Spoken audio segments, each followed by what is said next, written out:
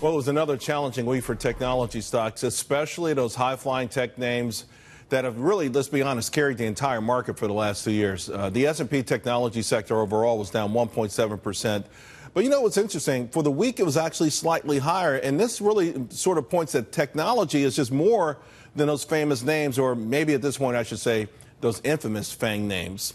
All the high-flying tech names are higher for the year of that bunch, except Facebook, which let's just call it unchanged. But there's some other areas of technology, including computer chip stocks, which are up for the week, cybersecurity and software, both enjoying fantastic gains for 2018. So the question is whether to hold on to the high flyers, rotate in other areas of tech, and maybe just get out of tech altogether.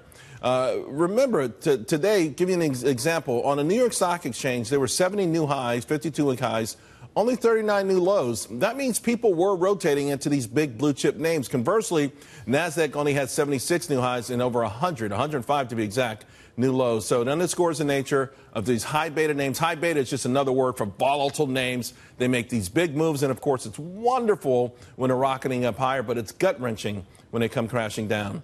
Now, the current pattern is pretty clear. In fact, I got to be honest, this morning when the market was stronger, I asked a lot of my subscribers to sell. I think we got 4 or 5 tech names into strength. We are holding on to Amazon, which brings the question, what should you be doing? I brought in David Nelson to help me hash this out. First of all, the FANG names. FANG names.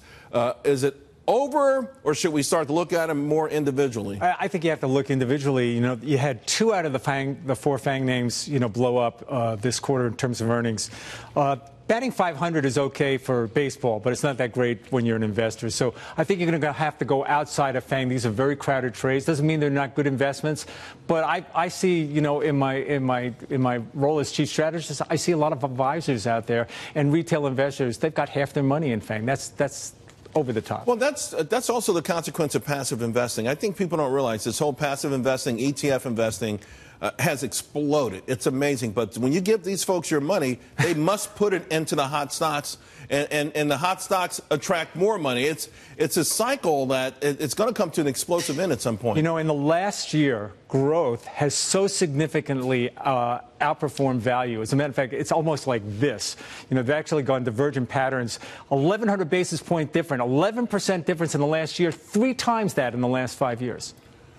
So as someone who might be a self-directed investor, obviously wanting to beat the market, but maybe you and I talk about something that they don't talk about enough, and I think that's risk assessment. You don't have to always have a grand slam every day, because when the bottom falls out, it falls out pretty quickly. If they can go up this fast, they can come down this fast. What would you look at beyond these hot tech names? You've mentioned it in the past. You've talked about dirty fingernail stocks. I think a company like Norfolk Southern, pretty dirty fingernail. Rail shipments up 9% year over year. That was just announced last week. They had a great quarter. CSX had a great quarter. Also looked at something like defense, Lockheed Martin.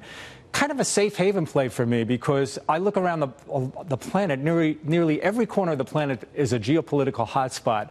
Having one of those names in your portfolio, God forbid there was a geopolitical event in this country, these are the stocks that go up 30% when that happens. We talked earlier in the show about GDP from a political point of view, but from an economics / Federal Reserve point of view, many are saying it was Goldilocks. The consumer is powerful, going to continue to be strong for a long time, but the measures of inflation are still in check. And I think that's the kind of thing that Jay Powell wants to see. I would agree with that. And, I think we've been so, harped on over the last decade that the best we could do as a mature nation was 2%. We should settle for that.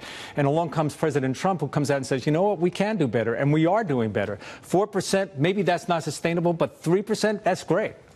Consumer stocks, you have any of those? Yeah, actually, one of my biggest winners is Macy's. Just old-fashioned. It doesn't have to be the sexy Amazon. Macy's and others have done well. I invite folks who really want to do this, keep a close eye on the monthly retail sales report. I mean, it has been really interesting, because two months ago, it showed department stores outperforming internet. It's a quirk, but, to your point, those brick-and-mortar names did very well. And the more recent report, it was restaurants, people going out to eat a huge sign of confidence, but also today, Chipotle a big winner. BJ's Restaurant's a big winner. And these are things that folks watching the show that they're doing now. They're going to dinner more often. They're taking the family out. I hadn't thought of it in that way, but you're right, Charles. If the economy is getting better and people are spending more money here at home. Bottom line, though, we can survive if the big tech names, the high-flying FANG names, start to get grounded a little bit. Look, it's not over for these names. These are great companies, but they're going to take a rest for a while. All right, thanks a lot, Dave. Have a great weekend, buddy.